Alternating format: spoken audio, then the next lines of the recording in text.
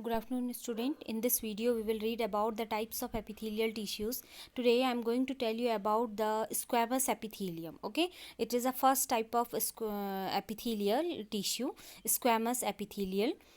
Basically, they are single layered and very thin, flat, polygonal, irregular type of cells. Okay, so squamous epithelium is basically having a flat nucleus. You can see on your screen also structure of squamous epithelium here, and here you can see these are the rectangular, polygonal type and flat type of cells are present.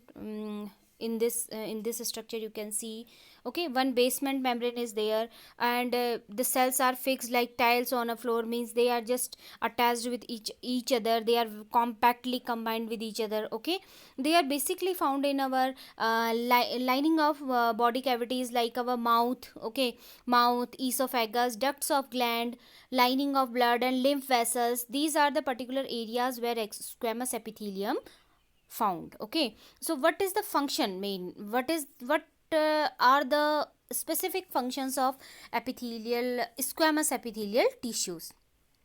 Actually, they are found, as I told you, lining areas of our body cavities.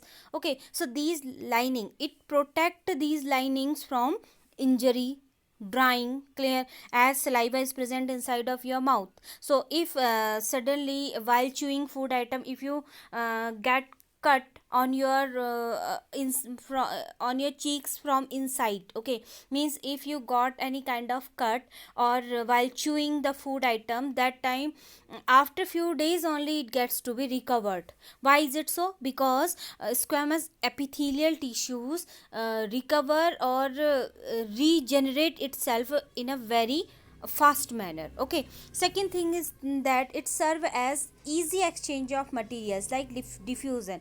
As I told you, these are found in our blood, our glands. Okay, so that time they are very specific in a function that diffusion can occur by these type of tissues. Clear? Diffusion means movement of particle from higher concentration to lower concentration. So a specific type of squamous epithelium is stratified squamous epithelium.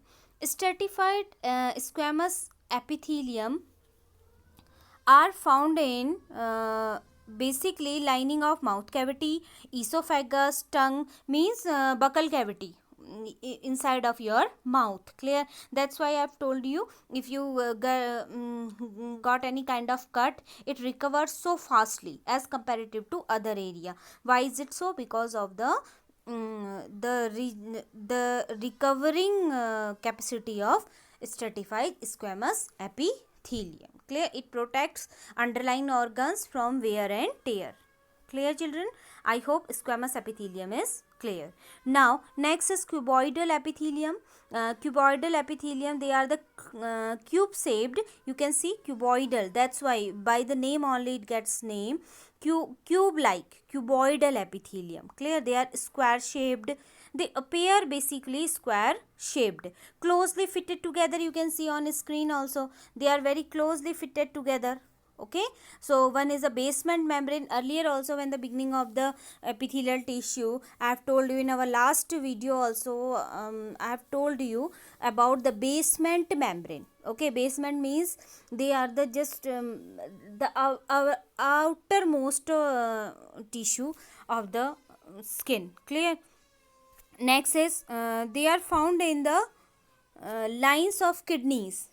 Here, kidney tubules, salivary glands, thyroid, okay, sweat glands. These are the particular areas where cuboidal epithelials are present. They are also known as the germinal epithelium, because the main function of cuboidal epithelium is absorption, secretion, excretion. Clear? They are also very helpful in the because they are easy way to provide mechanical support to living body. Clear? So one what is the main major function of cuboidal epithelium is absorption, secretion like sweat glands, thyroid glands, salivary gland. They all, the main function of salivary gland is secretion of saliva. The main function of thyroid is secretion of thyroxine. The main function of sweat glands is to release sweat. Clear? So that's why secretion, excretion and absorption, these are the main functions of cuboidal epithelium. I hope these two are clear. So try to understand these two type of epithelial tissues. Rest of the epithelial tissue we will do next day. Thank you children.